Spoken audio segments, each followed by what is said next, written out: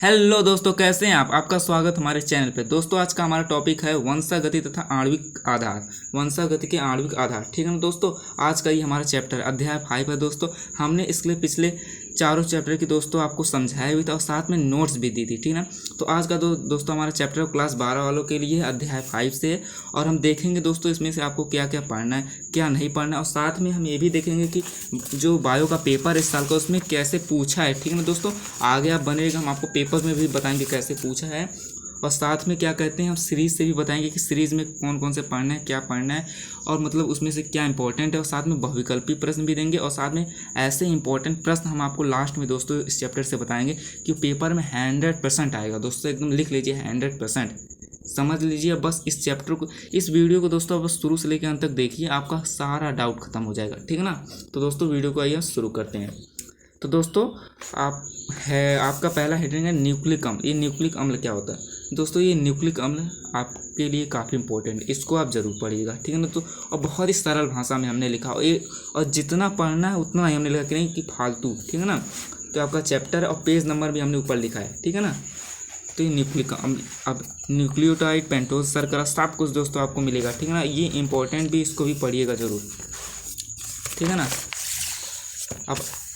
अब डीऑक्सीराइबोज शर्करा, ये सब दोस्तों हमने स्ट्रक्चर भी बना, साथ में चित्र भी आपको मिलेगा कि नहीं। अब नाइट्रोजनीय क्षारक और प्यूरिन क्षारक। अब इधर देखिए, जो ना समझ आए पेज नंबर लिखिए, हमें कमेंट कीजिए, हम शॉर्ट वीडियो में समझा देंगे। आप लोग दोस्तों हमें इंस्टा पे भी फॉलो कर लीजिए, वहाँ पे पेपर बता रहे हैं, पेपर मतलब कैसे पूछता है पेपर में, और साथ में पेपर दे रहे हैं, ठीक है ना।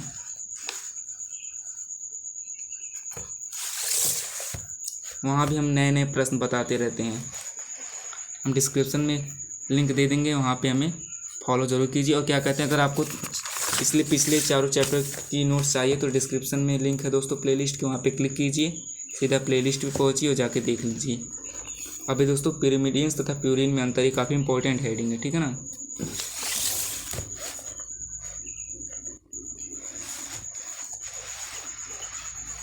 और ये डीएनए, भाई साहब ये तो इतना इंपॉर्टेंट, हम क्या कहें। अगर दोस्तों आपको ये डीएनए अच्छा नहीं लगा तो आगे भी हम आपको बताएंगे। अब जैसे दोस्तों ये डीएनए का वाटसन मॉडल या द्विकुंडलीय डीएनए है।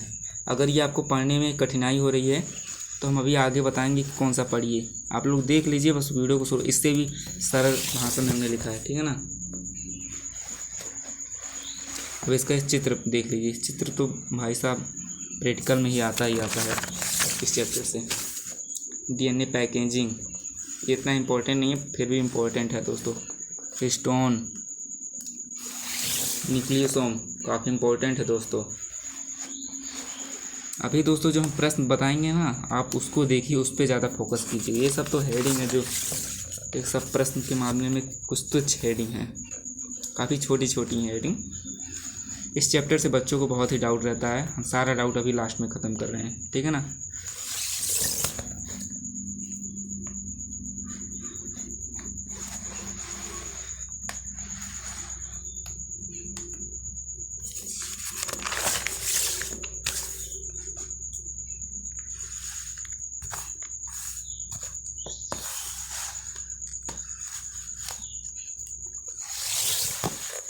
डीएनए ही आनुवंशिक पदार्थ है, ये पूछता है डीएनए आनुवंशिक पदार्थ क्यों है, कुछ इस प्रकार पूछेगा, ठीक है ना।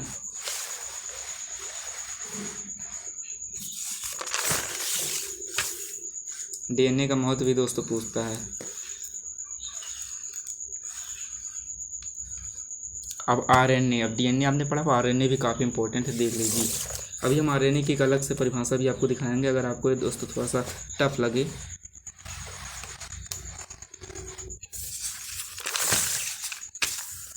अब दोस्तों सबसे इम्पोर्टेंट इस चैप्टर से डीएनए तथा आरएनए में अंतर, ये जरूर किसी न किसी सेट में बनता है दोस्तों।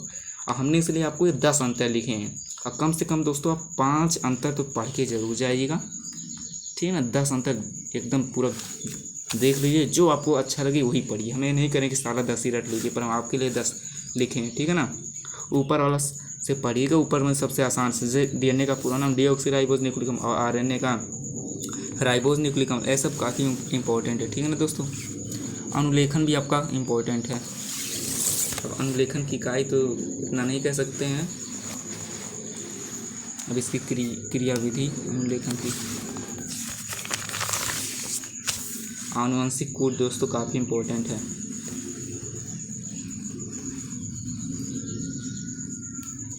और दोस्तों केमिस्ट्री के भी हम नोट्स दे चुके हैं, मतलब पहले दूसरे तीसरे चैप्टर की डिस्क्रिप्शन में लिंक है दोस्तों, ज़रूर जाके देखिए।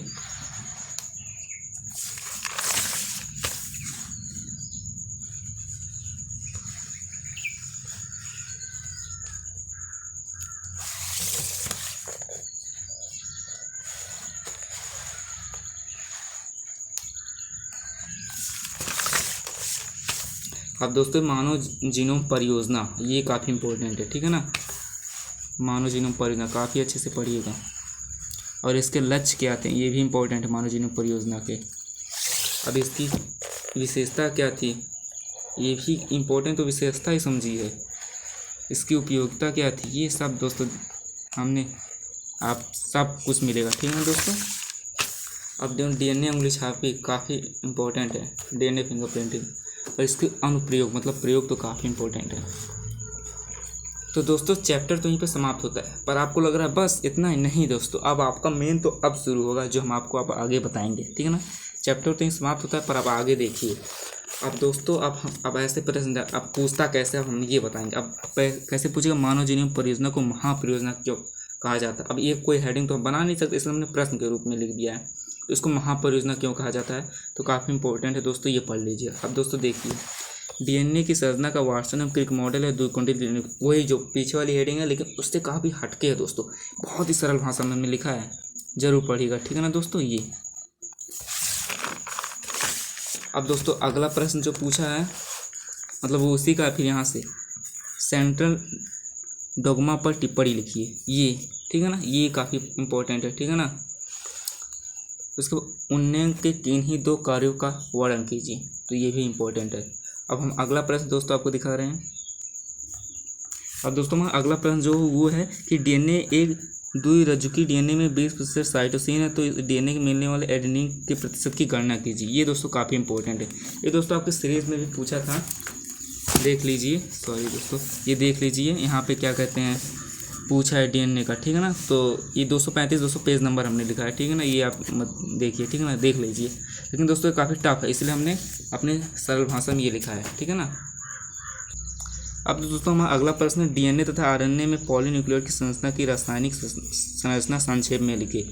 ये दोस्तों की रासायनिक संरचना संक्षेप में, ठीक है ना, क्योंकि दोस्तों काफ़ी इंपॉर्टेंट है, हम आपको दिखा सकते हैं, ये पूछा भी है, देख लीजिए, ठीक है ना, 2019 में पूछा भी है, तो मतलब पूछने की संभावना है दोस्तों, ये काफ़ी टफ है इसमें अगर आप पढ़ेंगे तो, इसलिए हमने अपने सरल भाषा में लिख दिया है।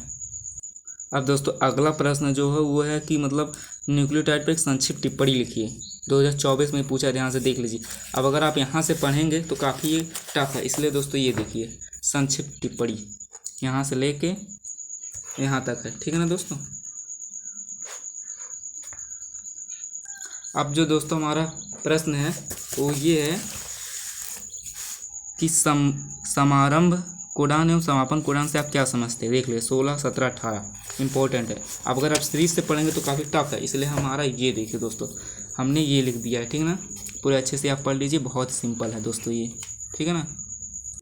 अब दोस्तों ये एक प्रश्न ऐसे ही पूछ सकता है, न्यूक्लियोटाइड के घटक पर संक्षिप्त टिप्पणी लिखिए, 24 में पूछा है, देख लीजिए घटक से, तो घटक में से यही है दोस्तों न्यूक्लियोटाइड पर संक्षिप्त टिप्पणी, जो हमने अभी बताया आपको, यहाँ से ले यहाँ तक का, ठीक है ना दोस्तों, मतलब ये यहाँ तक का। अब दोस्तों जैसे RNA पर संक्षिप्त टिप्पणी लिखिए, तो इसमें पढ़ेंगे तो काफ़ी टफ है, इसलिए ये रहा RNA पे टिप्पणी,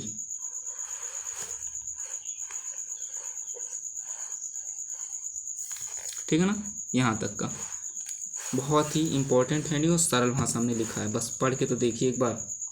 अब दोस्तों एक प्रश्न है प्रोटीन संश्लेषण की प्रक्रिया का वर्णन कीजिए, 18 में पूछा है, तो इसमें काफ़ी टफ है, 13 प्रोटीन संश्लेषण का वर्णन दोस्तों की प्रक्रिया का, देख लीजिए, बहुत ही सिंपल और सरल है दोस्तों ये, ठीक है ना। और कुछ दोस्तों ये बहुविकल्पी प्रश्न आप सीरीज से ही देख सकते हैं, इसमें क्या समझना है, इसमें तो जो जिस पे वो सही उत्तर मारा है वही मतलब देख लीजिए, ठीक है ना। ये बहुविकल्पी प्रश्न देख लीजिए कब कब पूछा है, ठीक है ना, जो 1 नंबर में आते हैं। और दोस्तों एक इधर भी है, और ये जो छोटे छोटे प्रश्न हैं ये भी इम्पोर्टेंट है, ठीक है ना। जिसमें हमने इस पर मतलब हाईलाइट किया है वही बस पढ़ लीजिए, वही बस समझ आएगा ही, ठीक है ना। इधर भी है और कुछ इधर भी है, ये सब तो हमने बता दिया ये ऊपर के, ठीक है ना। तो दोस्तों बस यही रहा आपका ये वंशागति के आणविक आधार। अब बताइए आपको क्या लग रहा है कि आप इस चैप्टर में कम अंक ला सकते हैं। हमने आपको वही टू जेड कैसे प्रश्न पूछेगा, कहाँ कैसे सब कुछ देखा। अब जैसे हम बायो का पेपर भी आपको दिखा सकते हैं जो इसी साल का 2025 का, ठीक है ना। अब इसमें दोस्तों आप हमें बताइए कौन कौन से प्रश्न इस चैप्टर से पूछे, हम आपको एक जगह सारा पेपर दिखा दें, ठीक है ना। ये बहुविकल्पी रहा। इधर दोस्तों इंग्लिश है, इंग्लिश तो अब बताइए, अब ये जो 1 नंबर का है, ठीक है ना।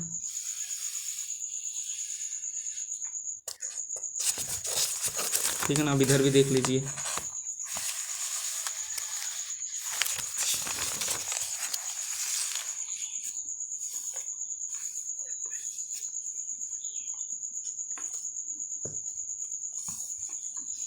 डीएनए पैलिंड्रोम पर संक्षिप्त टिप्पणी लिखिए। ये दोस्तों हमने अभी आपको इस चैप्टर में नहीं पढ़ा है, पर है हम दोस्तों इसके लिए एक अलग से वीडियो इसको जब हल करवाएंगे तो हम बता देंगे क्या है। पर दोस्तों ये इसी चैप्टर से है, ठीक है ना। दोस्तों आनुवंशिक कूट देख लीजिए, काफ़ी इंपॉर्टेंट हमने कहा था ना। और इधर ये कुछ प्रश्न है, ठीक है ना। तो दोस्तों आपका चैप्टर पे समाप्त होता है। अब हम छठे चैप्टर के नोट्स आपको जल्द से जल्द प्रोवाइड कर देंगे। हमें दोस्तों इंस्टा भी फॉलो कर दीजिए, और हम इस वीडियो का एम रखते हैं 100 लाइक, ठीक है दोस्तों। बस ओनली 100 लाइक करा दीजिए, और चैनल पे नए हो तो चैनल को सब्सक्राइब भी कर दीजिए, और लाइक करना ना भूलिए, और इंस्टा भी फॉलो कीजिए। और डिस्क्रिप्शन में हम पिछले 4 चैप्टर के नोट्स हैं, वहाँ पर आप जाके देखिए, वो आपको मिल जाएगा। और क्या कहते हैं, केमिस्ट्री का भी मतलब नोट्स बन चुका है, वहाँ जाकर डिस्क्रिप्शन में देखिए। पहले, दूसरे, तीसरे और चौथे चैप्टर का बना है, 5वें चैप्टर का हम ला रहे हैं, ठीक है ना दोस्तों। बस दोस्तों यहीं तक ये रहा चैप्टर, और आपको किसी भी चैप्टर की मतलब नोट्स चाहिए तो कमेंट कीजिए, हम आपको जल्द से जल्द प्रोवाइड कर देंगे। जय हिंद दोस्तों।